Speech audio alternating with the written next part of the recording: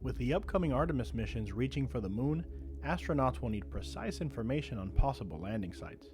Crew, cargo, and habitats will all be on their way to the lunar surface and places of interest for exploration, base building, and resource production. Detailed readings on altitude, terrain type, elements, and solar availability will all be crucial for the mission planners.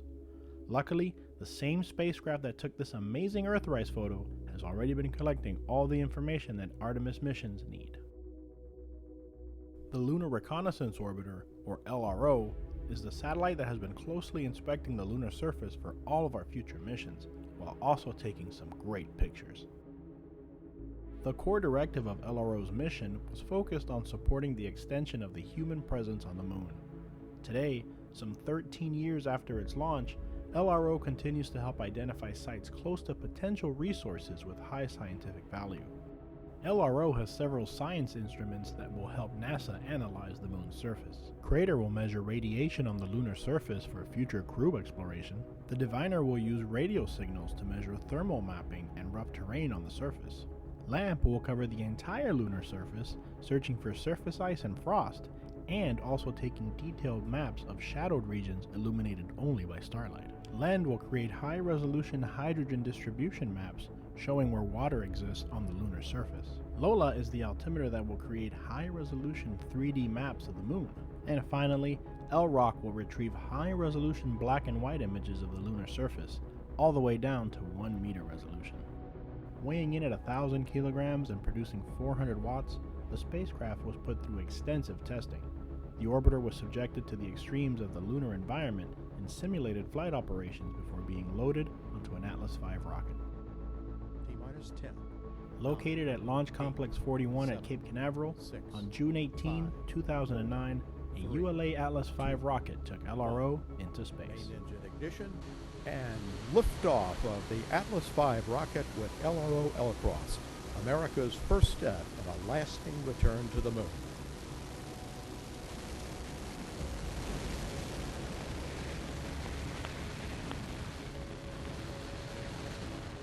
Before reaching its year-long orbit above the lunar surface at just 50 kilometers in altitude, LRO was designed to use the Centaur upper stage and its internal propulsion to place itself in a polar orbit, allowing it to view all of the moon's surface.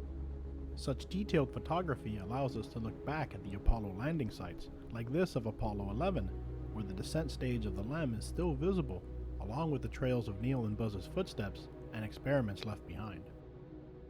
High-resolution 3D maps of the lunar surface allow us to recreate the views of Apollo astronauts, like this view from Apollo 14 overlooking both craters, canyons, and mounds, all near the landing site.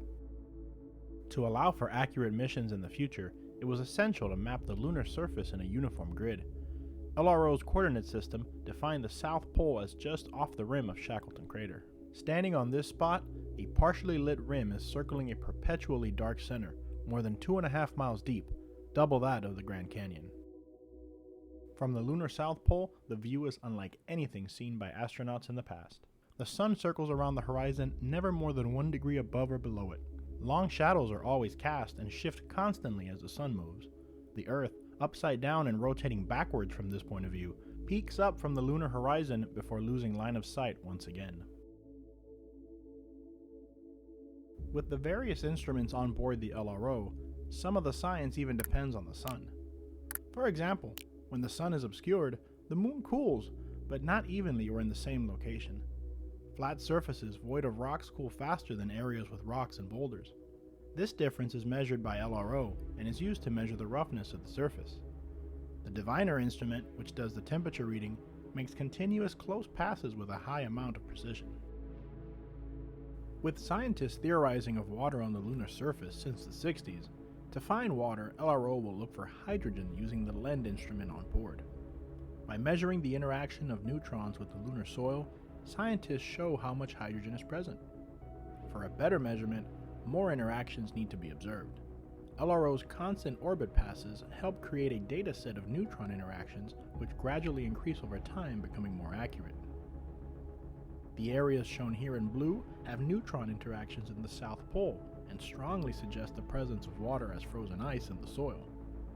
Previous exploration missions showed the possibility of water, but LRO is the first to pinpoint exact locations where the concentration of water is highest for exploration and future crew resources.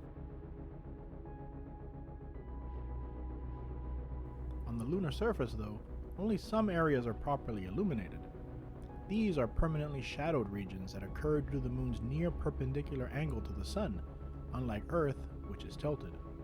What results is the center of craters that have never seen sunlight.